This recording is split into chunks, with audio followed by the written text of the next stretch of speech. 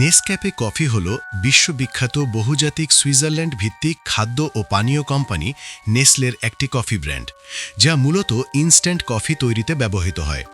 ১৯৩৮ সালে চালু হওয়া এই ব্র্যান্ডটি কফি বিন থেকে তৈরি হয় এবং গরম পানিতে মিশিয়ে দ্রুত কফি তৈরির সুবিধা দেয়। বিশ্বজুড়ে নেসলের বিভিন্ন ফ্যাক্টরিতে এর উৎপাদন হয়। বাংলাদেশে নেসক্যাফে কফিসহ নেসলের সকল পণ্য প্যাকেজিং ও বাজারজাতকরণ করা হয় গাজীপুরের শ্রীপুরে অবস্থিত কারখানা থেকে। এছাড়া বাংলাদেশের আর কোথাও তাদের প্যাকেজিং শাখা না থাকলেও অনুসন্ধানে উঠে এসেছে নেসক্যাফে কফির নকল ফ্যাক্টরির ভয়ঙ্কর চিত্র। চট্টগ্রামের পটিয়া থানাধীন আমজুরহাট সংলগ্ন নাইখাইন টেকের পেট্রোল পাম্পের পাশের গলির ২৫০ মিটার ভিতরে নেশারউদ্দিনের জায়গায় মেটকোর সাইনবোর্ড ব্যবহার করে একটি মানহীন কথিত বেকারির আড়ালে গড়ে উঠেছে এই নকল কারখানা, যেই ফ্যাক্টরি হতে দৈনিক লক্ষ লক্ষ টাকার নকল নেসক্যাফ কফি বাজারজাতকরণ করা হচ্ছে। অনুসন্ধানে জানা যায়, রায়হান, পারভেজ এবং জাফরের নেতৃত্বে একটি সংঘবদ্ধ প্রতারক চক্র এই নেসক্যাফে কফি উৎপাদন ও বাজারজাতকরণে জড়িত। তারা ময়লাযুক্ত খালি জার সংগ্রহ করে সেগুলো পরিষ্কার করে লেবেল ছাপিয়ে মানহীন ও মেয়াদোত্তীর্ণ কফি ঢুকিয়ে অরিজিনাল নেসক্যাফ কফিকে হুবহু নকল করতেছে, যা সাধারণ মানুষের বুঝার কোনো সুযোগ নাই। এসব নকল কফি অপেক্ষাকৃত কম মূল্যে বিভিন্ন অসাধু ব্যবসায়ীরা সংগ্রহ করে আসল কফির দামে ভোক্তার নিকট বিক্রি করে।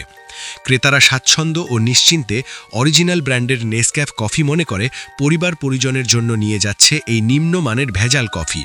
অথচ পরিবারের সদস্যরা এই ভেজাল কফি পান করে প্রতিনিয়ত বিভিন্ন রোগে আক্রান্ত হচ্ছে, কারণ এই ভেজাল কফিগুলো উৎপাদন ও প্যাকেটজাত করা হয় সম্পূর্ণ অস্বাস্থ্যকর পরিবেশে। এমনকি যারা প্যাকেটজাত করে তাদের হাতে গ্লাভস পর্যন্ত থাকে না। স্থানীয় কয়েকজন ব্যক্তি জানান, এখানে নকল কফি তৈরির বিষয়টি তারা জানেন না। তারা জানেন এখানে বেকারি পণ্য উৎপাদিত হয়।